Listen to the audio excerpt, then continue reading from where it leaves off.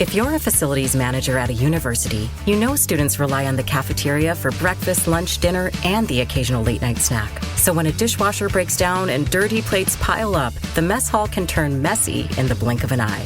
Enter Grainger. With over 1 million industrial-grade products and fast delivery, the product you need now is never far away. So you can turn that dishwasher back into a lean, clean washing machine. Call, click Grainger.com, or just stop by. Grainger, for the ones who get it done. You just realized your business needed to hire someone yesterday. How can you find amazing candidates fast? Easy. Just use Indeed. Stop struggling to get your job post seen on other job sites. With Indeed sponsored jobs, your post jumps to the top of the page for your relevant candidates, so you can reach the people you want faster. According to Indeed data, sponsored jobs posted directly on Indeed have 45% more applications than non-sponsored jobs. Don't wait any longer. Speed up your hiring right now with Indeed. And listeners of this show will get a $75 sponsored job credit to get your jobs more visibility at Indeed.com/ARTS. Just go to Indeed.com/ARTS right now and support our show by saying you heard about Indeed on this podcast. Terms and conditions apply. Hiring? Indeed is all you need. Hi, I'm Zach Waters, and welcome to another episode of WTF-STOP Photo Talk, where I chat to photographers about their life and connection to the world through photography.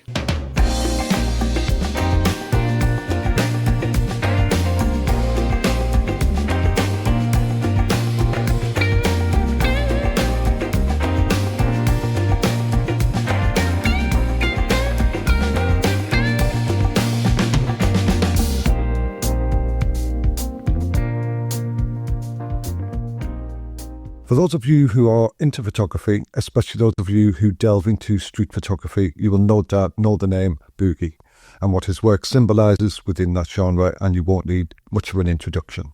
For those of you who are not familiar with the name Boogie, he is a Serbian-born street photographer who left Belgrade after the civil unrest in the 90s and headed for New York. He's predominantly a street photographer renowned for his portrayal of raw urban life in often overlooked corners of cities like New York, Tokyo, Belgrade, Moscow, Bridgetown, Bangkok, to name but a few. His narratives are deep and dark. He's a storyteller immersing himself in deep within the street, tackling themes of poverty, violence and human connection with unwavering honesty. We talked about this in our chat, especially his time working on his first book, It's All Good, which depicts gangbangers, drug users and gang members deep within the projects of New York. It became my life, the most important thing in my life. And I hung out there not to change the world. That's all. I think that's all bullshit. You know, when people tell you, oh, I did it to make world a better place. That's all bullshit. You do it for selfish reasons. You do it because you get something out of it. You get thrills. You become part of it. You live something. You see stuff that no one else can. You smell stuff that no one else. It's like being in a movie. Boogie's photography is not just documentation, it's a form of storytelling that challenges perceptions and prompts reflection. With multiple critically acclaimed books and exhibitions worldwide, Boogie's impact on contemporary street photography is undeniable, solidifying his place as one of the genre's most influential voices. We touched on his approach and mindset towards his subject on the streets when he is out shooting. That back alleyway. Look, I was just lucky, maybe. Things happen on energy level way before words are spoken. I'm pretty sure about it. Yeah. There is nothing you can say that can keep you alive in certain situations. There's nothing. I think that people recognize each other, especially these people on the margins. They're kind of more like wolves. They sense you right away. Yeah. They sense what they can pull off. Yeah. So either they do it or they just leave you alone, or you become friends. Throughout our chat, we discussed the different stages of his life, from his time in Belgrade to New York to Jamaica, and his ongoing commercial work with the likes of Nike. Apart from his love of good street food, we discussed his time using film and his eventual transition to digital. I remember back in the day when I was shooting project, I don't know, Nike campaigns on film. Man, you waiting for your contact sheets to arrive. And you're panicking. Oh man, it's anticipate. This anticipation is amazing. And then when I remember seeing contact sheets for the first time, first pass, I'm like, oh, I fucked up. I fucked it all up. Then second pass, I was like, okay, there are a couple of good ones. Third place. I was like, oh man, I killed it. I killed it. Yes, yes, yes. Boogie is a free spirit. He's not tied down by anything, maybe apart from his family. He's a lovely, warm, entertaining person, which is often a million miles away from the subject matter he depicts in his work.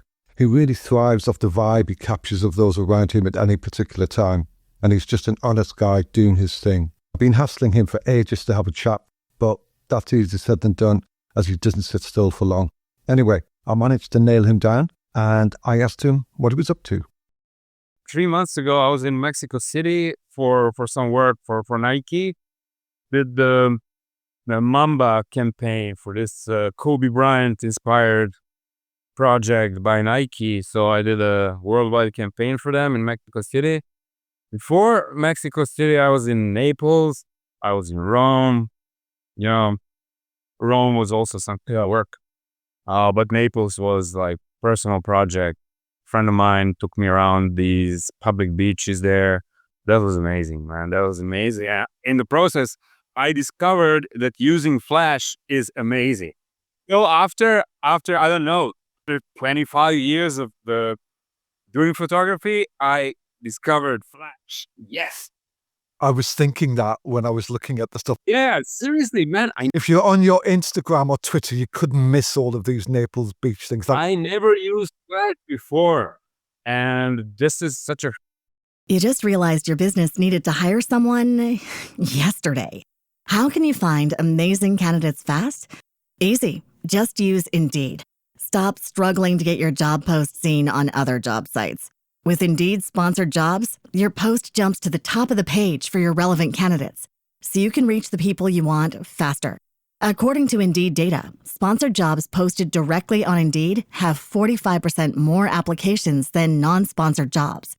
Don't wait any longer. Speed up your hiring right now with Indeed.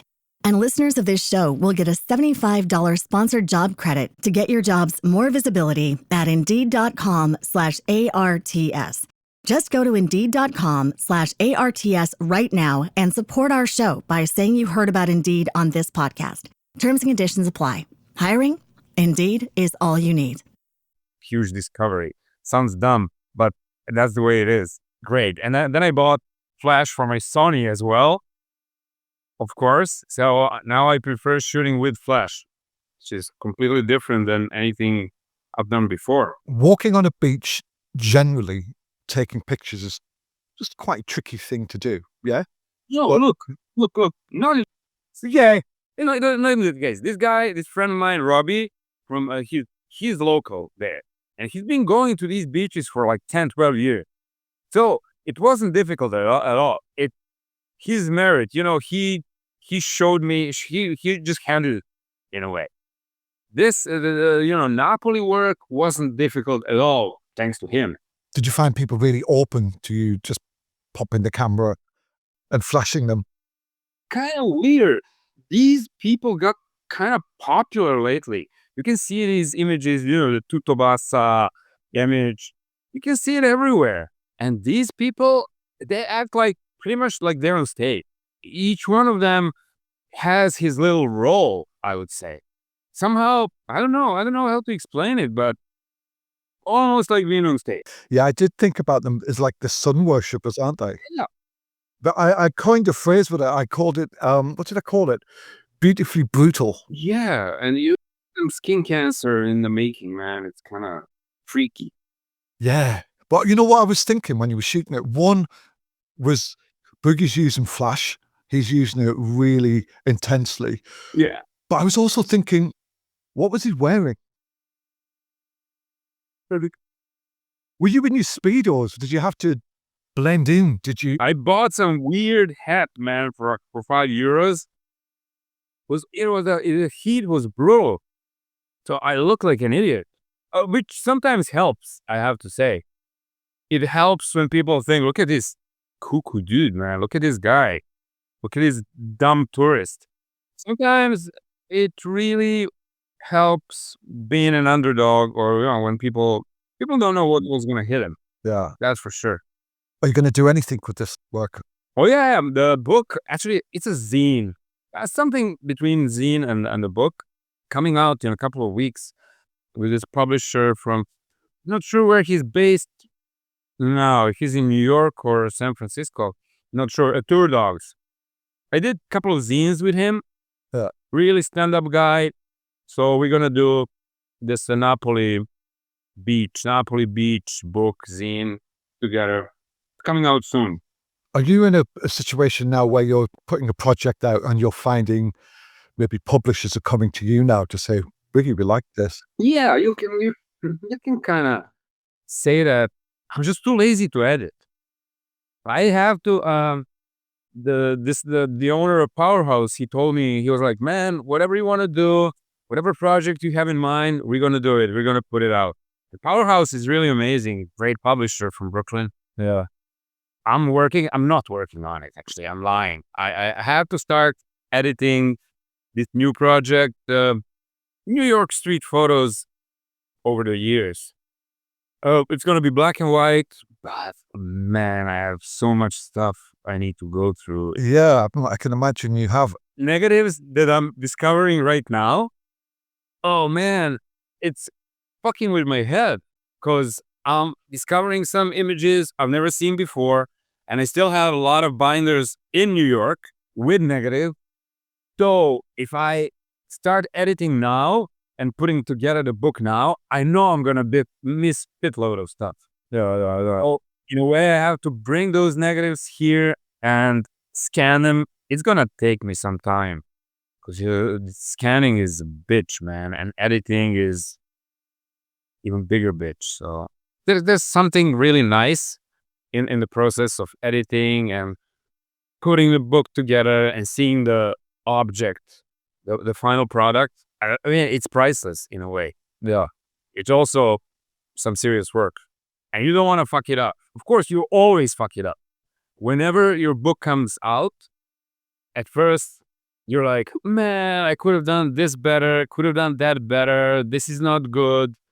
Could have been better. Yeah, could have been better always, but could have been worse as well. So it's okay.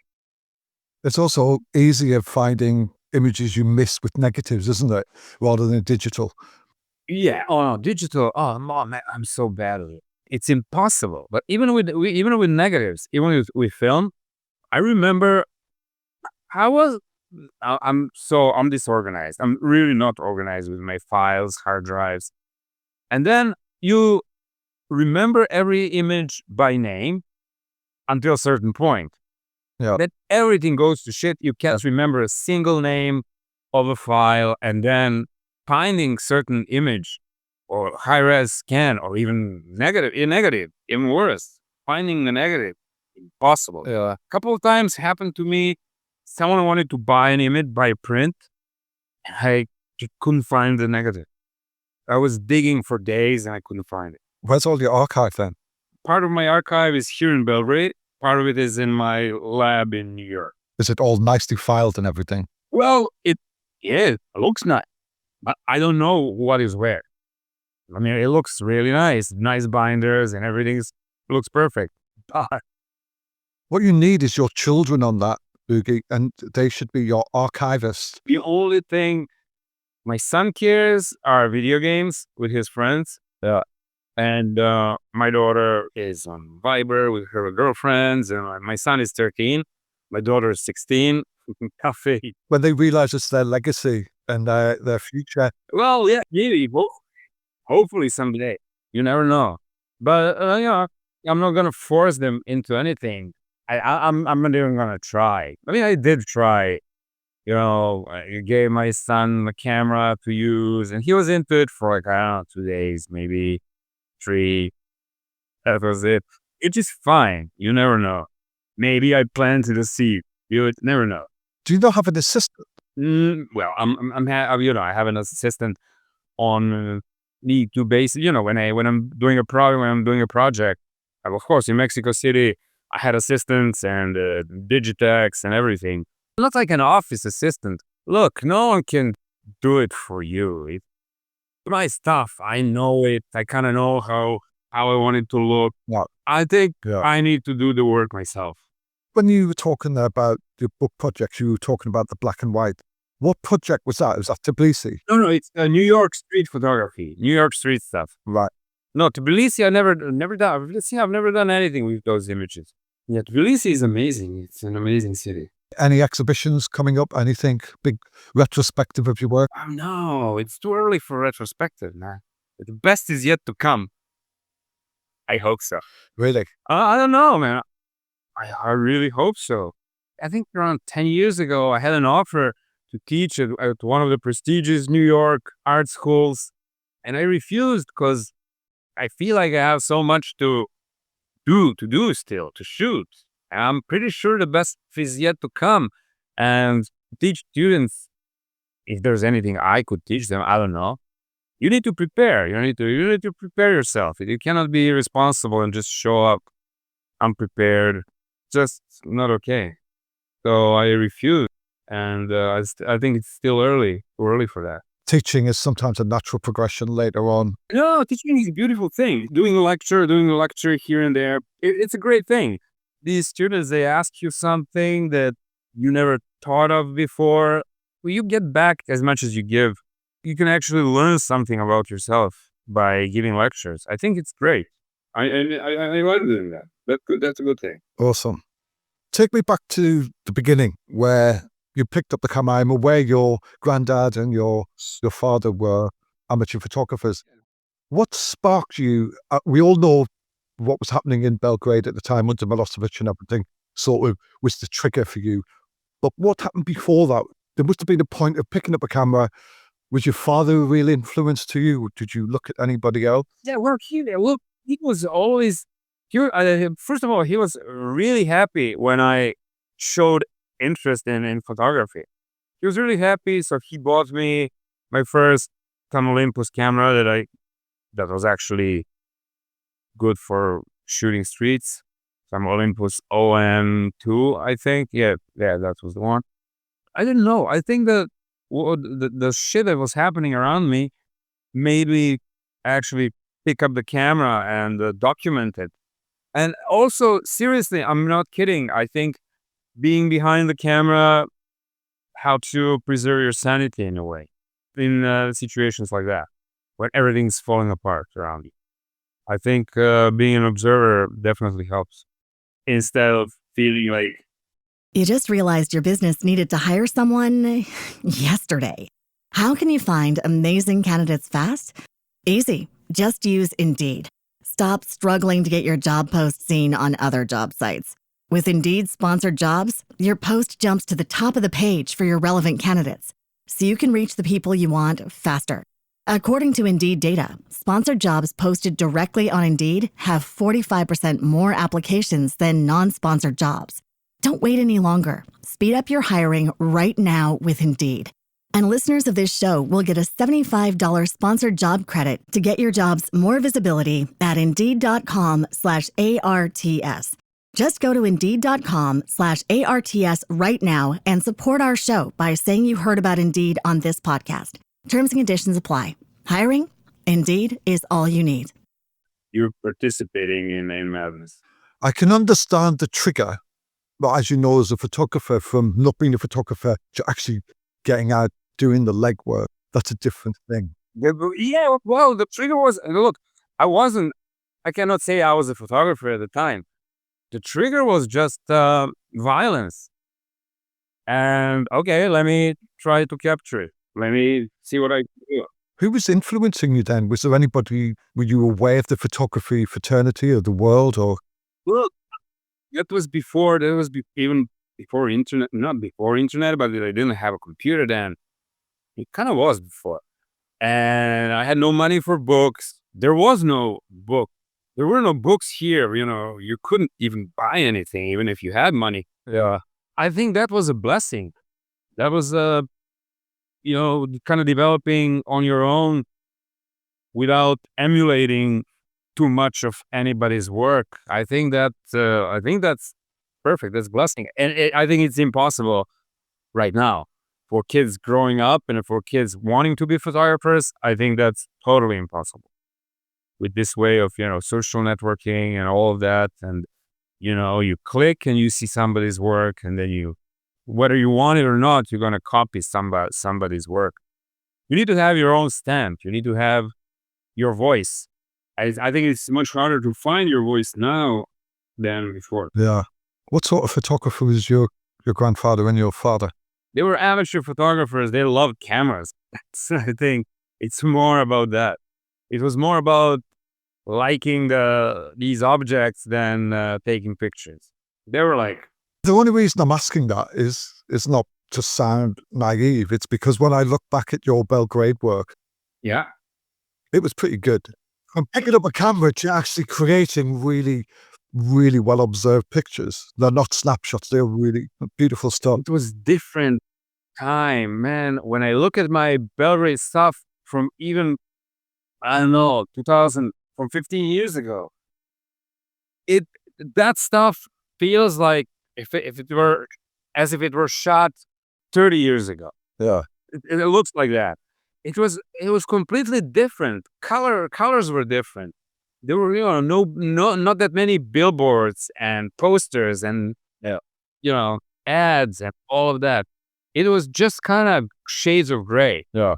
So right now, I'm not inspired to shoot in Belgrade.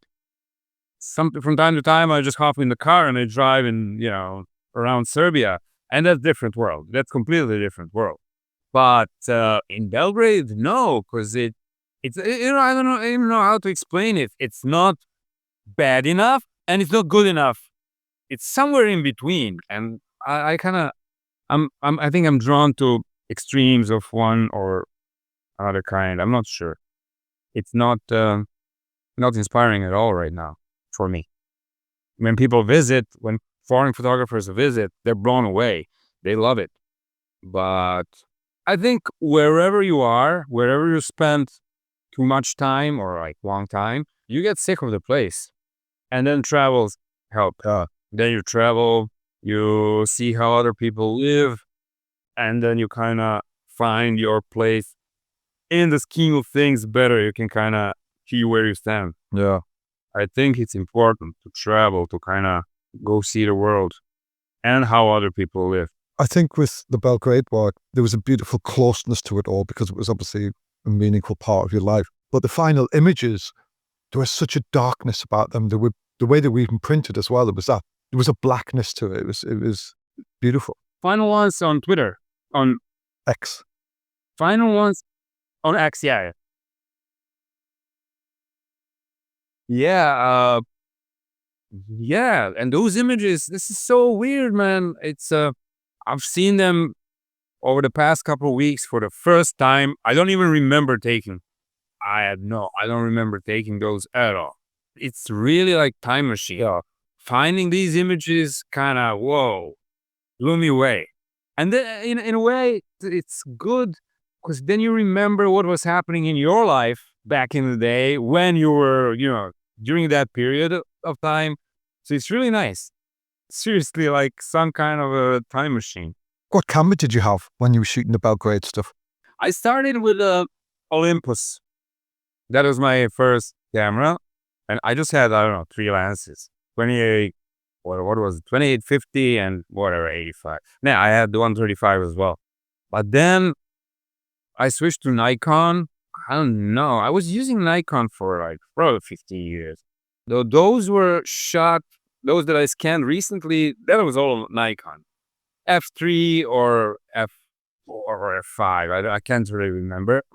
But Nikon F3 is my favorite camera ever. Beautiful camera. I like it better than Leica. Yeah, the F100 for me was beautiful. Nikon. Oh, that camera. That was beautiful camera. Because I have a F5 and F6. I have them here. And but F100 was so lightweight and it had all the features even better than F5. That was beautiful camera. Yeah. It was just so compact. It was like, I think, was it the D90X felt so plasticky and like it did the more. Yeah. Remember. And you'd have to put these bloody AA batteries in it and then it would just conk out and break down.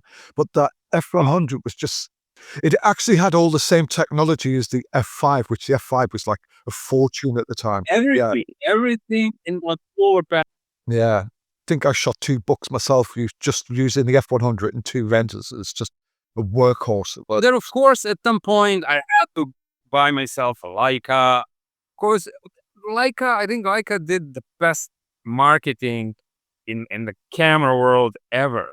It's in all our heads. We all have the seed planted somewhere.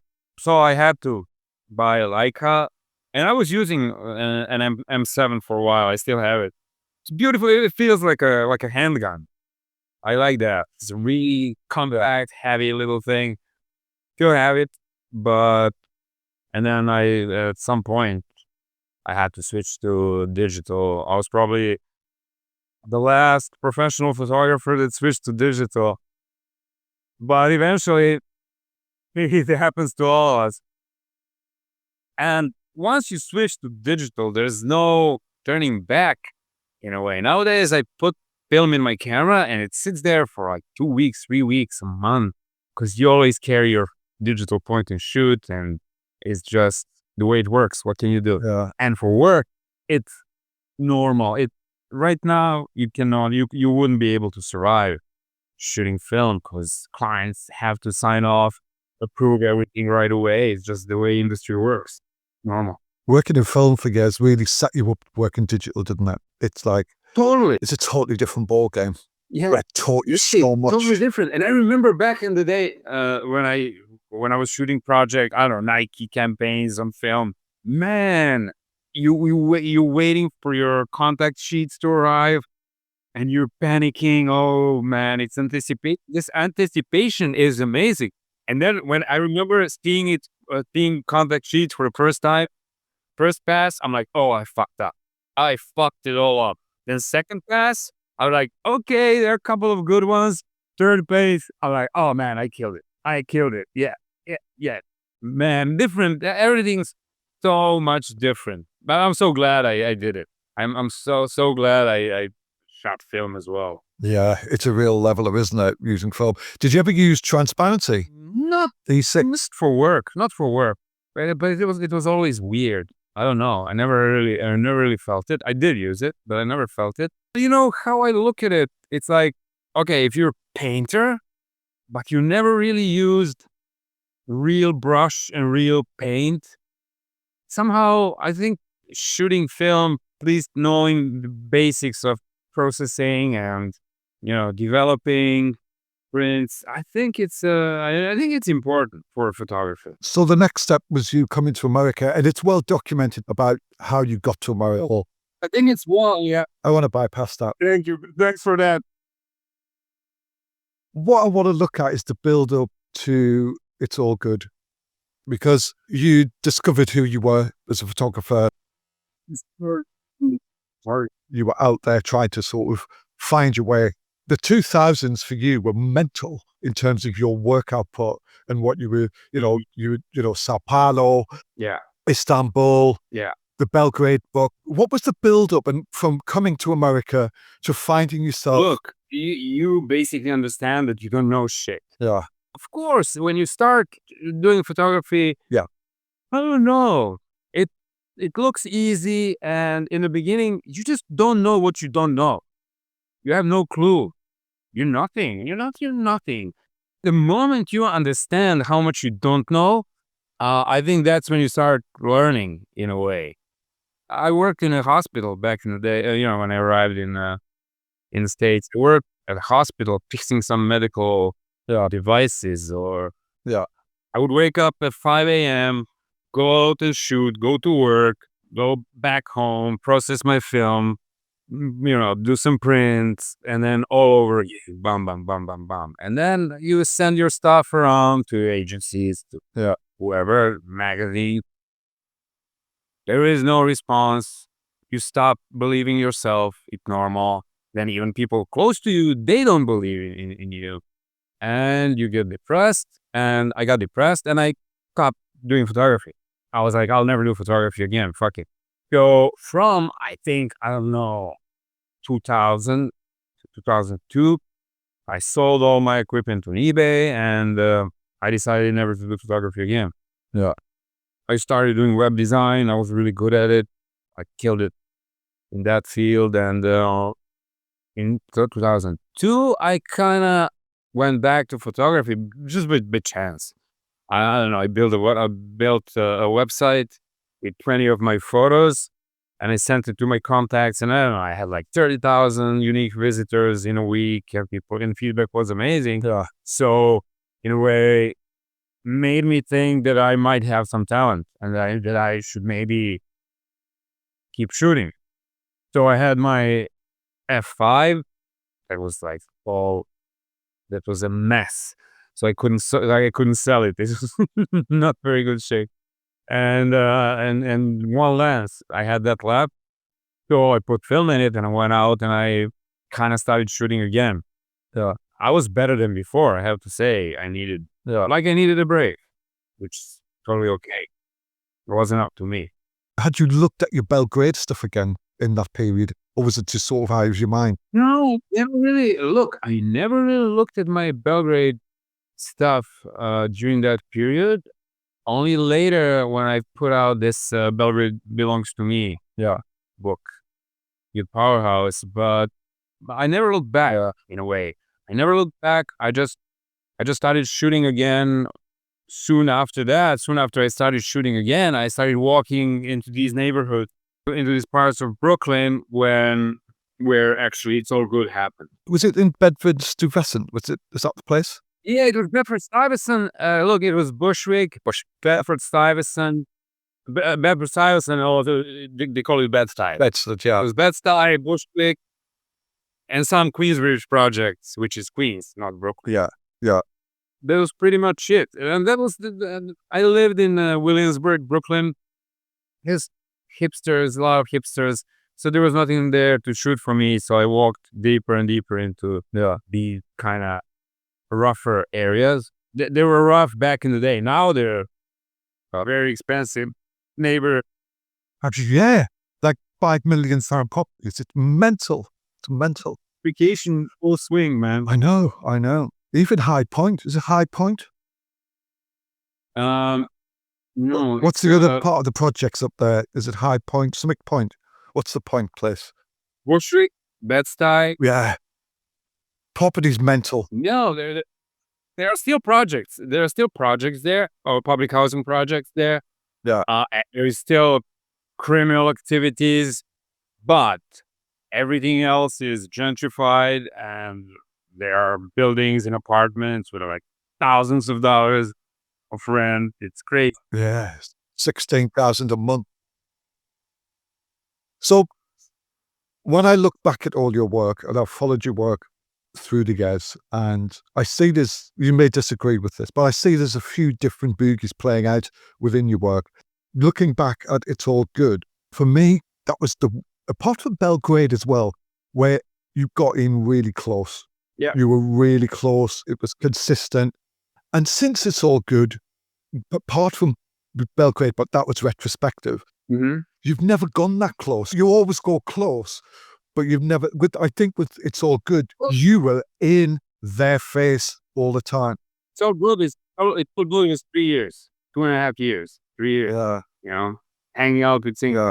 That's it. And that comes across in that book. You just realized your business needed to hire someone yesterday. How can you find amazing candidates fast? Easy. Just use Indeed. Stop struggling to get your job post seen on other job sites. With Indeed sponsored jobs, your post jumps to the top of the page for your relevant candidates, so you can reach the people you want faster. According to Indeed data, sponsored jobs posted directly on Indeed have 45% more applications than non-sponsored jobs. Don't wait any longer. Speed up your hiring right now with Indeed. And listeners of this show will get a $75 sponsored job credit to get your jobs more visibility at Indeed.com/ARTS. Just go to Indeed.com/ARTS right now and support our show by saying you heard about Indeed on this podcast. Terms and conditions apply. Hiring? Indeed is all you need. Have enough time to do that many times in life. Yeah. Life is too short, you know. It's All Good, I thought, reflected you rather than them. Everything you'd gone through, what was happening in Belgrade, you trying to get through life in New York, you coming across all of the gangbangers and the prostitutes and the drug pushers and all of this. And then, you know, it's recorded how you got into their life and how you maintained that. Yeah. But then the title, It's All Good, and the preceding years of the way you shot goes back to Belgrade, when you're trying to make sense of all the shit, but in your head you're going, yeah, it's not just Belgrade, it's everywhere else as well. Does that make sense? Yeah. Yes. You're actually right. It makes sense. And also, I was going through some personal shit at the time. And then, listen to this. Then maybe going somewhere where it's even worse, where people have it worse than I do in my personal life, would that make sense? You're like running away from your problems by going into hell. Saying yourself, okay, look, man, my problems are nothing compared to these people. And I think that's really reflective in all of your work. Yeah, it could be. And talking about It's All Good, 2.5 years, I hung out with these people, and I don't think you can do that even 2 times in your life. I don't think you would survive. It would fuck you up mentally. Trust me, all these things and having all that shit in your head, it has to catch up with you sooner or later. And not easy to kind of cleanse yourself, to get it out of your head. You can block it out, but it's still there. As a photographer myself, I understand when you're taking pictures and you come across stuff which is like, wow, and you shoot it. Yeah. That's only a snapshot, because then you've got to stay there. You've still got to be there. And people don't get that. People don't see that. How did you cope with being there after you'd taken the pictures? Well, look, it became my life in a way. The thing is, all these projects, people look at that as a project, but in a way, you get so involved somehow. And in the beginning, yeah, it's just a project, but then it becomes part of your life, and then it takes it over in a way. Then it becomes the most important thing in your life. Yeah. And I was exhausted. That's exactly what happened. It became my life, the most important thing in my life, and I hung out there not to change the world. That's all. I think that's all bullshit. When people tell you, "Oh, I did it, make world a better place," that's all bullshit. You do it for selfish reasons. You do it because you get something out of it. You get thrills. You become part of it. You live something. You see stuff that no one else can. You smell stuff that no one else can. It's like being in a movie. The craziest movie you can imagine. You revisited that work about 10 years later, didn't you, you did a special edition? Yeah. Yes, I revisited that work. Back in the day, I didn't even have the light box. Yeah. I would look at my negatives towards the ceiling light, and I would decide which one to scan. Yeah. Or to print. No, the first edition, It's All Good, I printed every single image in the book. I printed in my bathroom darkroom. Yeah, printed as in what was this? 18 by 24 centimeters. Yeah, 8 by 10 inches. I missed so many, which is again a great thing. Finding those images is priceless, really. Yeah, but you're a different person when you look at them again. Exactly. If you don't look, because if you don't change, man, then what's the point? If you keep same shit, same way, I don't get it. What's the point? Yeah. It means that you don't change as a person. You don't change as a human being. And whatever happens in your life should change you, or something's wrong with you. I mean, having kids, becoming a father, this and that. I think you have to evolve. If you don't, if your work doesn't evolve, it means that you keep shooting stuff because of your audience, that you're shooting stuff that's expected from you, which is, I don't think it's okay. I think you should, for your personal work, you should shoot whatever you want, because it's your only life. It's your only life. And if you're in the peak of your career, that's when you should try new things. And if you fail, you do whatever, you try something else. It's okay. It's your only life. You have to live it like a warrior, man, not like a pussy.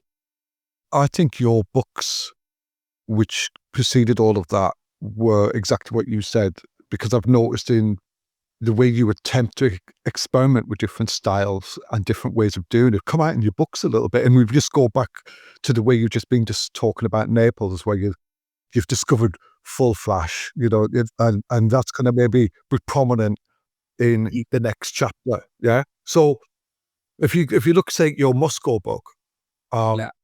you shoot a lot of verticals.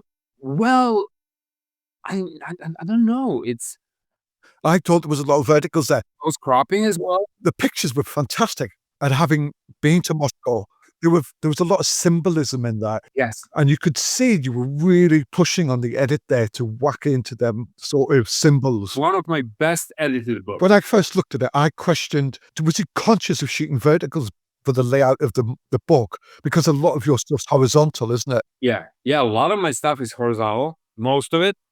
But lately, I'm shooting some verticals as well, man. Again, you have to do what you feel like doing. Yeah, because you go back to, before that, when you look at Jamaica. Yeah. That book is meant. All horizontal. Yeah, exactly. And I just questioned that when I was a bit confused by the edit on that. I was like, what's he trying here? What is he doing? I don't know. I like the way you throw in you to it all, because I think sometimes you throw some curveballs.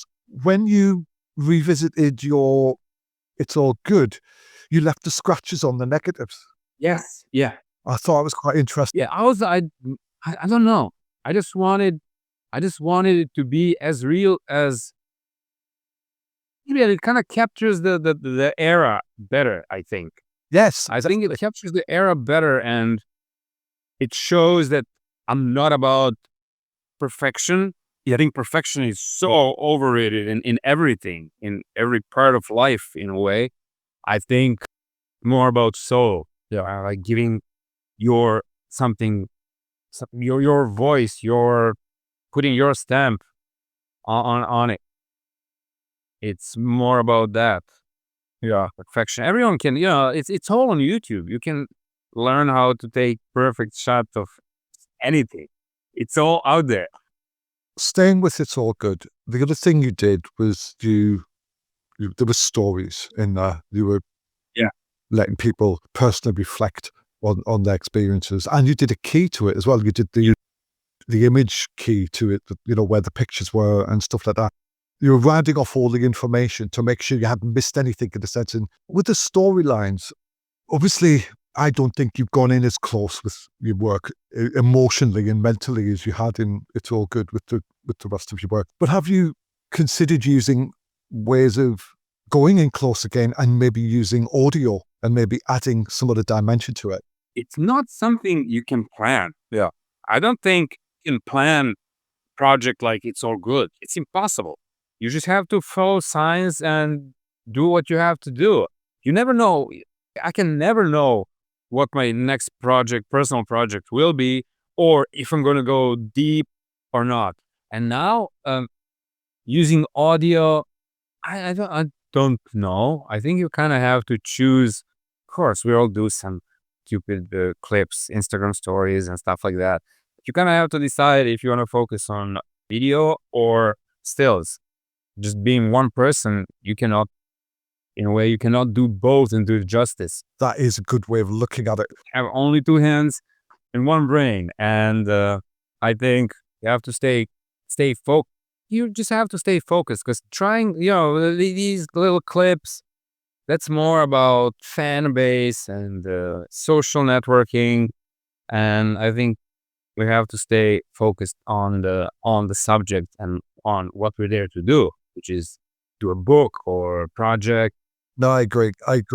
And the way I was thinking audio was not as in depth as, say, finding a sort of storyline like you did with It's All Good. I cannot say I think the point is to just relax and follow up and follow signs, and that's the only thing you can do. Yeah, I was just thinking maybe with, say, Sao Paulo and Jamaica and all the other places you visited, is there's a noise to that chaos, isn't there? And I was just thinking, is there an audio noise to that? That's all. Look, recently I actually found some clips. I'm going to send it to you. I found some clips from, because I was using this. I don't know if you know this little camera, digital Harinazumi. You know what it is? No. I'll show it to you. Hold on. So Boogie's on camera. We're on camera and he's gone off to find a camera. Yeah, look at this. What is that? This little shit. Oh my. This is like this little shit digital toy camera in a way. And It's like 1950s or something. No, but it's not. It's this whole lomography wave, you remember? And this was kind of Japanese little thing. You could do stills and a video with it. So I shot some videos in Kingston in Jamaica. Oh man. And the quality is like these first cell phones. Wow. Worse than 8mm. It's crazy. I'll send you the video. When you said noise in Kingston, that's true. There's overwhelming noise. Constant music from really bad stereos, really bad noise. So annoying. I'm going to explain to people who are listening here what you've just shown me. It looks like. Do you remember 110 film? That's exactly. Instant 110. This little Harinazumi, it looks like a film, like a 110 film, pretty much. Yeah, it does. It's like something my grandfather used to have. Yeah, exactly. When I was a kid. Tell me about how you're working. I keep seeing stuff online where, you're getting fixes and you get somebody who's, in places like Jamaica and Sao Paulo. And well, not fixers. Is that really important to you? Jamaica, well, it's important. Look, it's important if you want to go into some shit areas. It's important to have someone who has respect. Yeah. Preferably from that area, but who has respect. Yeah. I mean, that's the key. You can spend years in some place and shoot nothing, and right person can change your life in 2 days. Yeah. And especially if you're traveling somewhere, it's good to have someone from the country, from the city, from the area. Hey, shh, my dog. Hey, man. Boogie, it's not doing anything. It's sitting there really innocently. My big poodle, my mini poodle. I never imagined you with a mini poodle, mate. Oh yeah, I love it. He's amazing. My dog is. Your classic gangster. He's talking. Yeah. His classic gangster. He's got his poodle. Yeah. I know who I am, man. I don't need people to tell people. And he's got his Stone Island on. Yeah. It's Stone Island and mini poodle. White mini poodle. Let's go back to the work. Like what I was talking about with It's All Good was, I think there's a different approach. I've repeated that a few times. I live. Yeah, you did live it. I don't feel you've given yourself that amount of mental energy to the rest of your projects.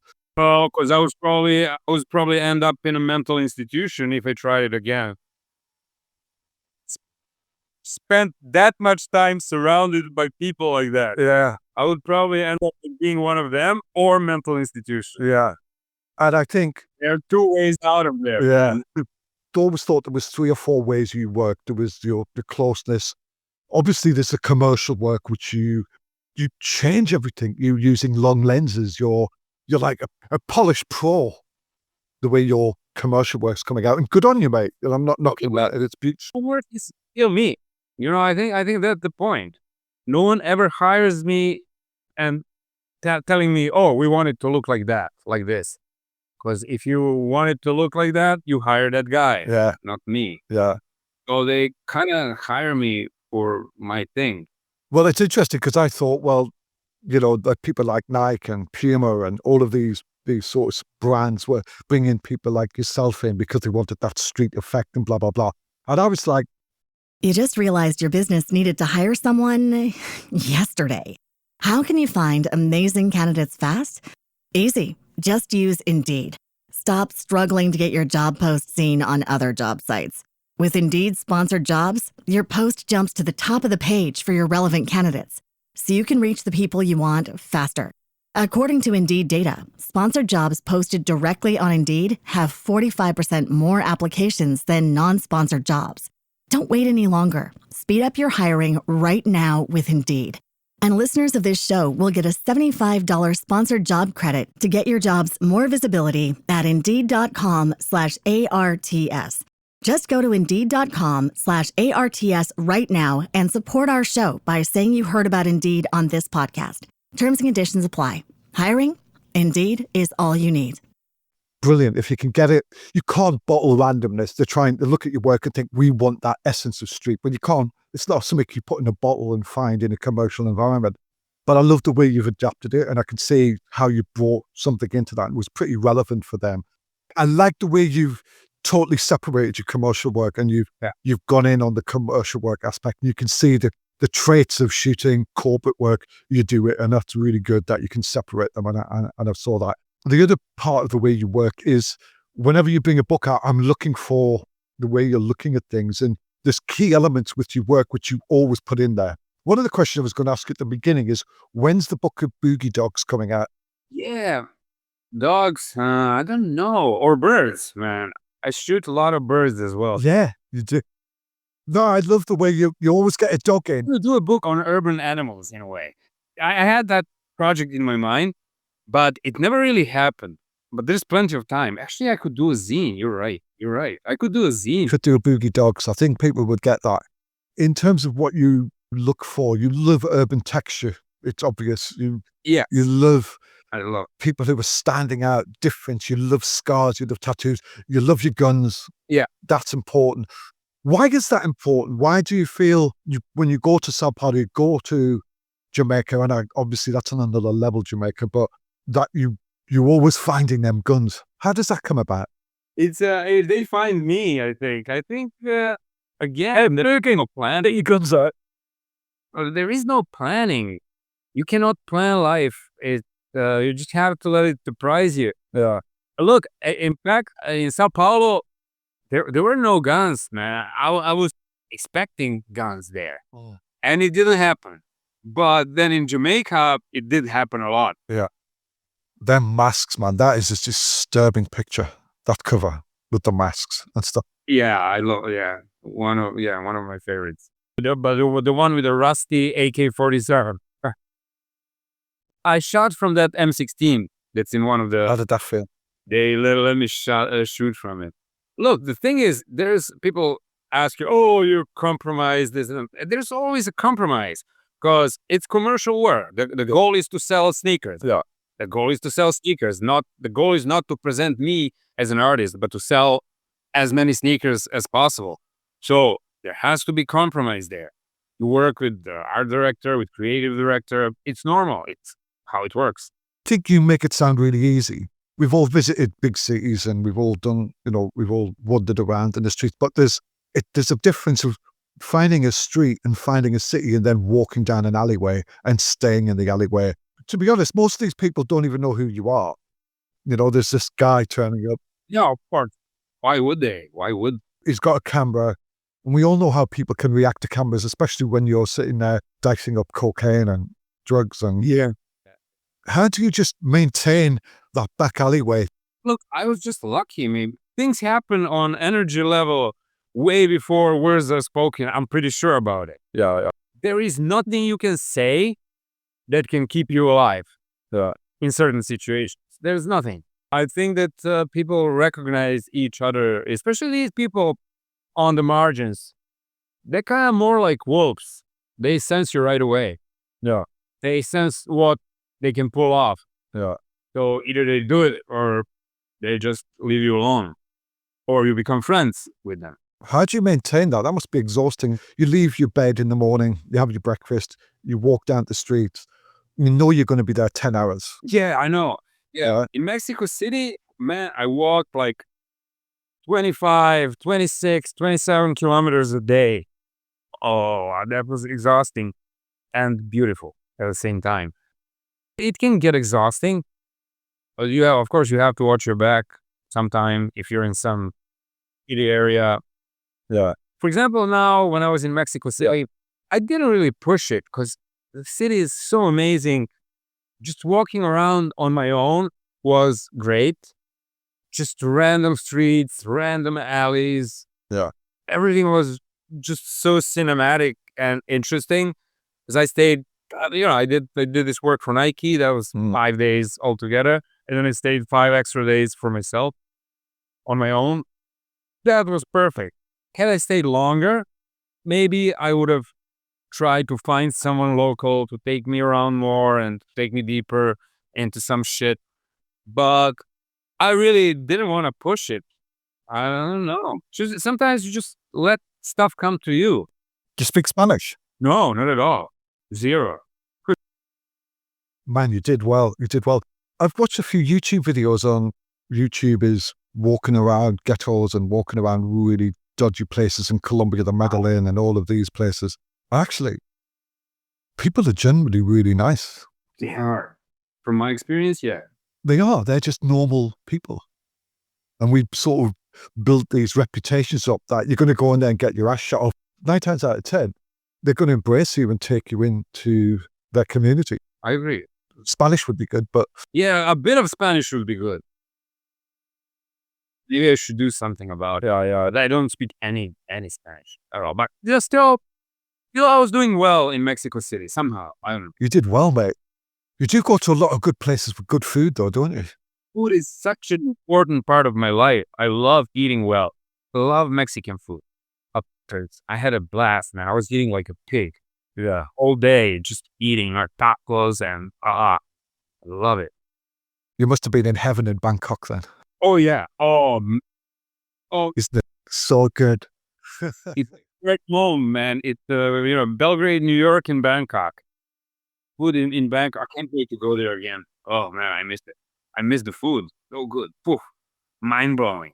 You mix a lot of verticals and horizontals there. You're really playing now, especially with the context of your work. You don't seem to care now. Black and white, verticals, horizontals. You're just mixing the part, aren't you? You're looking for things. Oh, it's freedom, man. It's called freedom. It's beautiful. What is next for you, really? Where does Boogie want to go in the next few years? I have no idea. I really don't know. I don't really plan that. Those decisions you just make, I don't know, in a second. I have no plans. Again, no plans at all. No. I would love to go to Bangkok again. Why Bangkok? Because Bangkok for me is perfect mix of enjoying life, between eating, in my case, enjoying life and shooting like a madman. Because good shots are everywhere there. I would love to go to Naples again. Or south of Italy, anywhere in Italy, in the south, to just shoot and eat. Perfect balance of enjoying life and taking great shots. Yeah. I'm not the one to decide if my shots are good or not, but being inspired.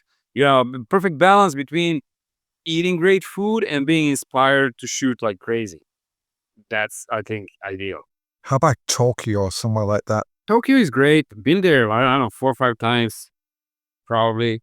Yeah. And it's fine. It's fine, but still too orderly for me. Yeah. A bit of chaos.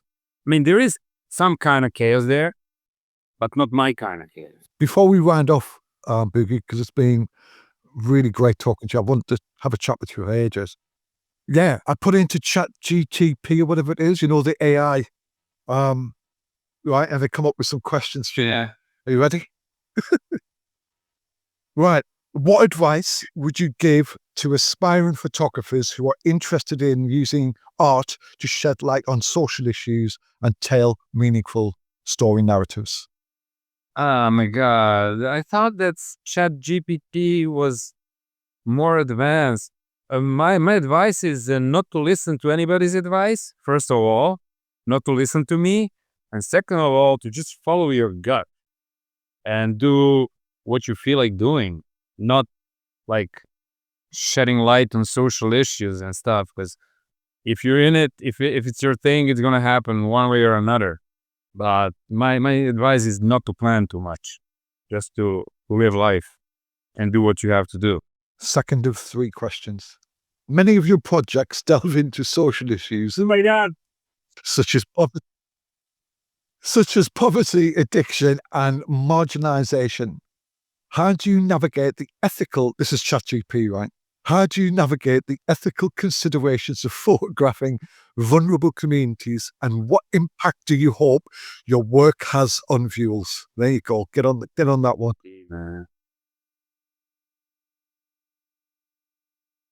Well, I think we've discussed that one. This is quite an interesting one. Find out what I promise. Right, here we go. You just realized your business needed to hire someone yesterday. How can you find amazing candidates fast? Easy. Just use Indeed. Stop struggling to get your job post seen on other job sites. With Indeed sponsored jobs, your post jumps to the top of the page for your relevant candidates, so you can reach the people you want faster. According to Indeed data, sponsored jobs posted directly on Indeed have 45% more applications than non-sponsored jobs. Don't wait any longer. Speed up your hiring right now with Indeed. And listeners of this show will get a $75 sponsored job credit to get your jobs more visibility at Indeed.com/ARTS. Just go to Indeed.com/ARTS right now and support our show by saying you heard about Indeed on this podcast. Terms and conditions apply. Hiring? Indeed is all you need. In exploiting the poor and underprivileged. Right, here we go. You ready? This is 4 lines. It's called, right. Collaboration. Yeah, let's hear the term. Collaboration. Well, go back. Collaboration seems to be a recurring theme in your work, whether it's with other photographers, artists, or communities you photograph. Don't collaborate. How do these collaborations influence your creative process, and what do you believe they bring to the final outcome of your project? ChatGPT is lying. I don't collaborate. How do you collaborate with photographers? My questions were much better. Your questions are great. ChatGPT, man, I thought it's more advanced. People are just telling fairy tales about ChatGPT, and it's actually dumb. Still dumb. I think there's something in that. And I'll tell you what I think it is. You do collaborate with people. You collaborate with doesn't matter whether it's a woman with bananas in her ears, or it's some Thai boxer, or it's some AK-47 guys. There's that sort of collaboration. You can call that collaboration. If that's a collaboration, yeah. But they give you what you need, basically. Like any kind of photography, whether it's fashion or commercial or this or that or sports. The point is in your subject or model or talent, giving you what you need. And it usually happens on some energy level. Again, it's not something you communicate with words, or it either happens or it doesn't happen. And usually it does happen. If that's a collaboration, then yeah, I do collaborate with people a lot. I'm going to move away from that now. I noticed on YouTube you were doing some wet plate collodion with your mask on. Yeah. What's that about? Is there anything, are we going to do anything with this before you poison yourself? Look, I did so many of these plates. Demons. I had this series called Demons, and then Angels as well. I have so many of these plates, and my camera is 11 by 14 inch wet plate camera that a friend of mine made it for me based on these drawings from, I don't know, 19th century. Yeah. The camera is falling apart. The plate holder is falling apart. These chemicals are so poisonous and so unforgiving in a way. They go through anything. They destroy everything. Brass, wood. So my camera is not really functional right now. And frankly, that project, that wet plate collodion project, never really took me anywhere. I was just doing it because it's amazing, because the quality of these images, the three-dimensional thing, the aura that basically they capture, I think, is priceless, but that project never took me anywhere.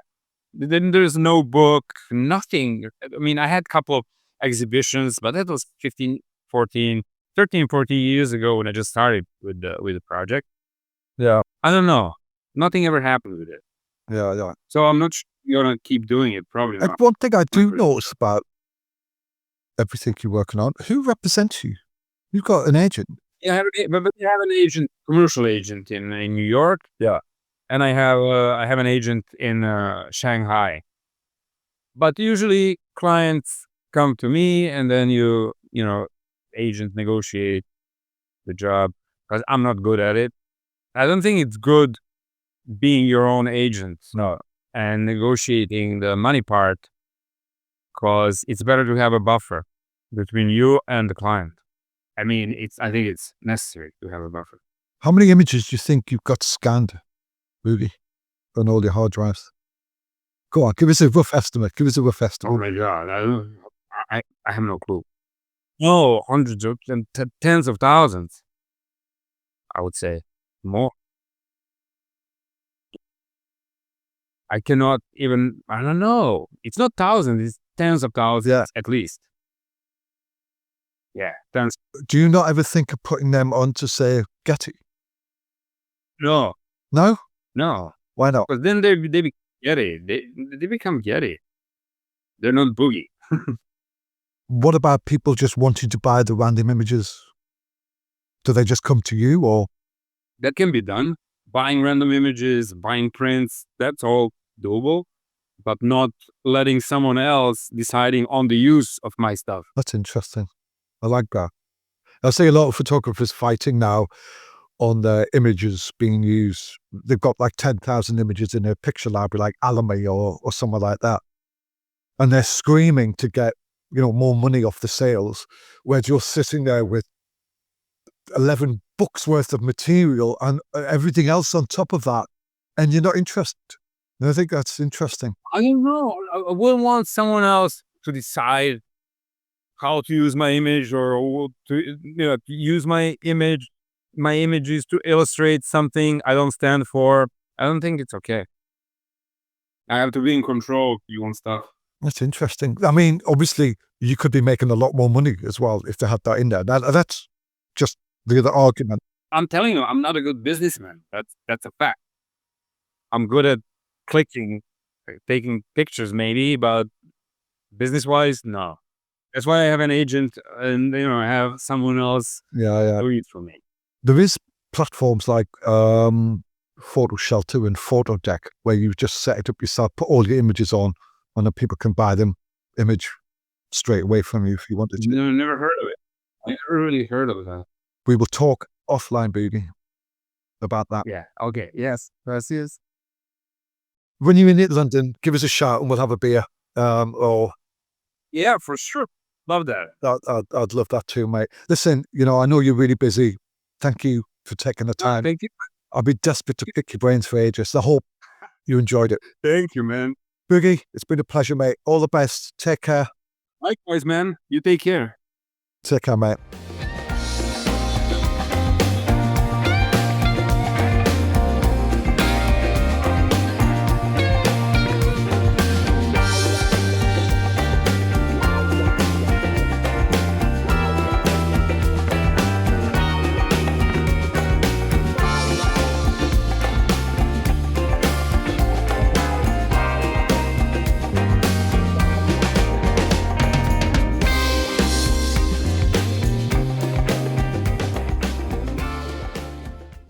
You just realized your business needed to hire someone yesterday.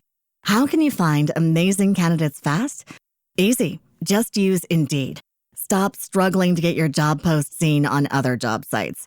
With Indeed sponsored jobs, your post jumps to the top of the page for your relevant candidates, so you can reach the people you want faster. According to Indeed data, sponsored jobs posted directly on Indeed have 45% more applications than non-sponsored jobs. Don't wait any longer. Speed up your hiring right now with Indeed. And listeners of this show will get a $75 sponsored job credit to get your jobs more visibility at Indeed.com/ARTS. Just go to Indeed.com/ARTS right now and support our show by saying you heard about Indeed on this podcast. Terms and conditions apply. Hiring? Indeed is all you need.